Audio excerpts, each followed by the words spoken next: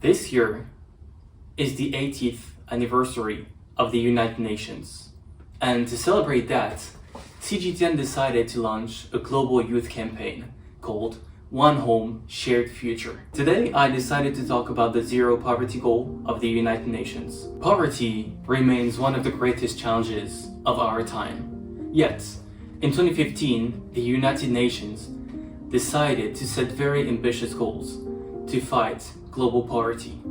One of them was to eradicate completely extreme poverty by 2030 as part of their Sustainable Development Goals.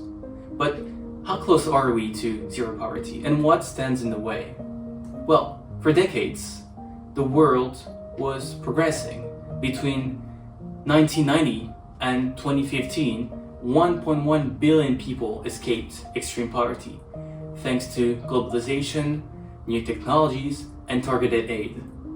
But then COVID-19 happened, and for the first time in 25 years, poverty rose again, pushing 100 million people back into desperation, and the crisis is not over. According to the UN, over 700 million people still live in extreme poverty, surviving on less than $2.15 per day. So what is the path forward? How do we finish the job and end extreme poverty? Well, first, by canceling unfair debts, choking developing countries.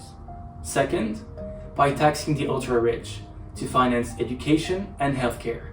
And third, green investments are needed to save the poor from the consequences of climate change. The UN estimates that it would take $350 billion a year. And that sounds like a lot, but it is less than the world spends on cosmetic. Now, growth often means prosperity, and new technologies can make us more productive and create more wealth. But if GDP rises, but wages stagnate, that creates only inequality and does not lift people out of poverty. To conclude, I would say that the zero poverty goal is a test, not of resources, but of will. Do we accept a world where billionaires race to space, while on the other side, children are starving? Or do we fight for shared prosperity? The tools exist, the money exists. All is missing is will to change things.